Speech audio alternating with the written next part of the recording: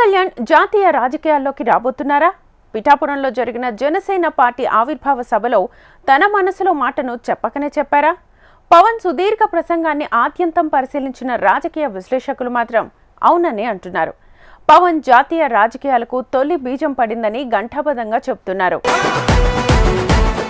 Pan India మూవీస్తో Konidela Pawan Kalyan జాతీయ స్థాయిలో mega fans కి సుపరిచితం.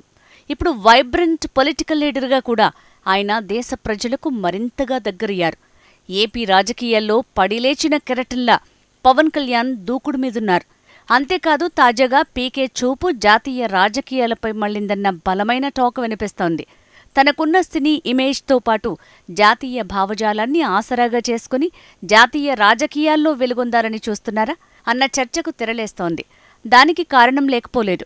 పిఠాపురంలో జరిగిన జనసేన 12వ ఆవిర్భావ వేడుకల్లో పవన్ కళ్యాణ్ పలు భాషల్లో మాట్లాడటమే. హిందీ, తమిళం సహా ఇతర భాషల్లో పవన్ ప్రసంగించారు. అంతేకాదు, దేశంలోని అనేక సమస్యలను కూడా తన ప్రసంగంలో ప్రస్తావించారు. నిజానికి పవన్ స్థాపించిన జనసేన ఒక ప్రాంతీయ పార్టీ. ఆవిర్భావ సభలో జనసేన పార్టీ ప్రస్థానంగాని, తెలుగు రాజకీయాల గురించిగాని చెప్పుకుంటే సరిపోతుంది. అలా కాకుండా జాతీయ అంశాలను ఎక్కువగా ప్రస్తావించటం వెనుక అసలు ఆంతర్యం ఏంటని రాజకీయ విశ్లేషకులు అనుమానిస్తున్నారు. పవన్ కళ్యాణ్ డీలిమిటేషన్ గురించి మాట్లాడారు. అలాగే త్రిభాషా విధానం గురించి కూడా ప్రస్తావించారు.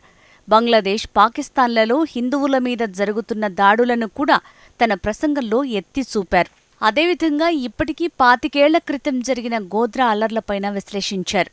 ఇలా పలు జాతీయ అంశాలపై స్పష్టమైన అభిప్రాయాన్ని వెలిబుచ్చారు. ప్రత్యర్థులపై విమర్శల బాణాలు ఎక్కుపెట్టారు.